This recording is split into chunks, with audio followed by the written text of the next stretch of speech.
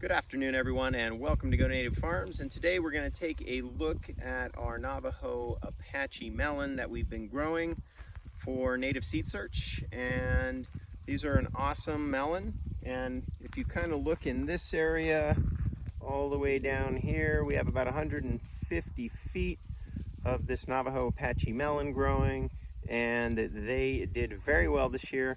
So with no further ado, let's take a look at these because they are awesome.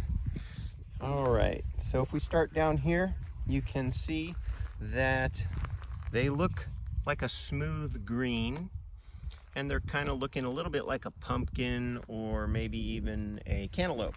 And as we walk down further, you'll see there's a lot of different variation in the rind, and when we cut them open, there's a lot of different variation in the meat.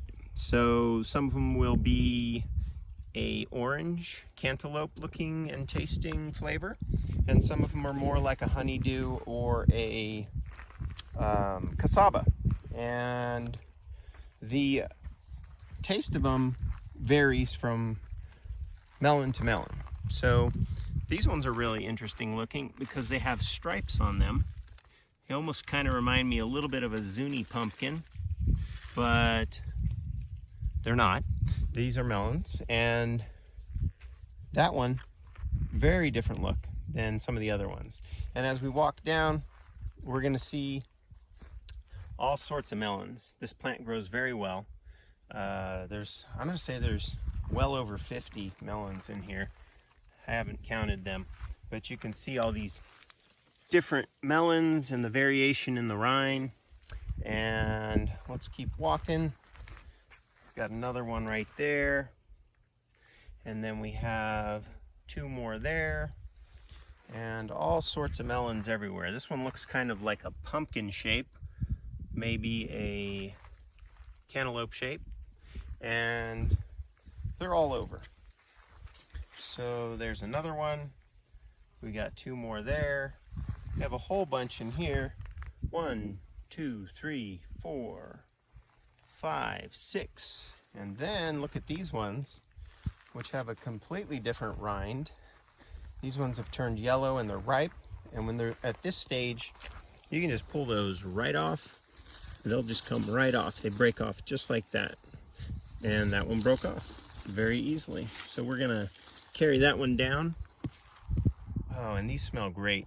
When a cantaloupe or one of these melons are ripe, you can smell it in your garden.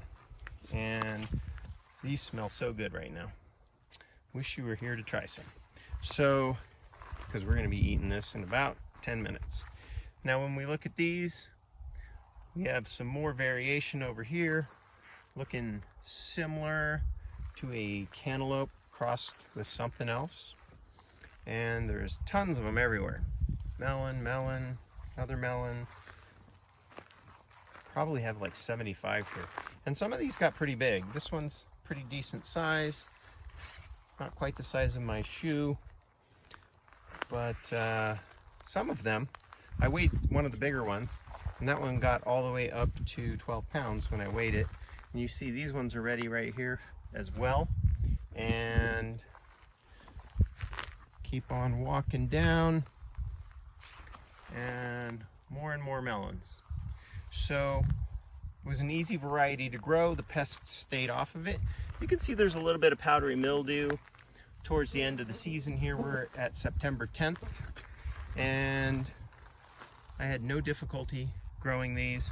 Much easier than growing the Navajo Hubbard due to the amount of squash bugs that attacked the Navajo Hubbard.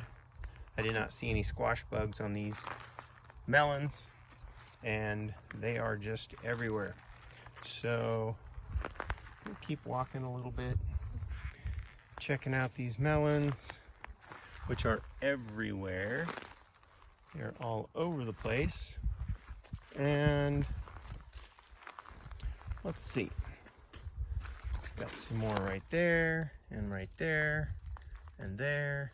You know what? There was one back here that looked ripe, so let's pick that one while we're walking past it, and I'll show you the difference in the rind. See, this one looks like a traditional cantaloupe rind, and I bet you that one tastes a lot more like cantaloupe. Very ripe, splitting on the end there. Now they can split if you overwater them as well. So you have to be a little bit careful to slow down on the watering if you're overdoing that. And let's see, got a couple more ripe ones in here. Check those out. That's a big cantaloupe looking one. I'm gonna have to check that one out to make sure it's not rotting, because they can rot when they get a little too ripe. We're gonna walk past the Zea chilies, and I have another big one down here. This one you can see has that cantaloupe shape, and when we pull that one off, that breaks real easy, and the ants are already going to it. And this you can see got a little bit of rot on the bottom because it was a little overripe and I didn't pick it on time. So you do have to be on top of that when you are growing these. So other than that, these seeds should be available at the Native Seed Search, and I'll put a link below, and they'll probably be available in 2025, possibly sooner, depending on how quick the seeds can get processed into them. And we'll do another follow-up on these probably when we pick some more, and I might give a little more information on them in the future. So thank you very much for tuning in. If you're looking for a very tasty melon to grow, you might want to get some of these, and it helps keep those old heritage Native American varieties alive. All right. Thank you very much for tuning in, and have a great rest of the day.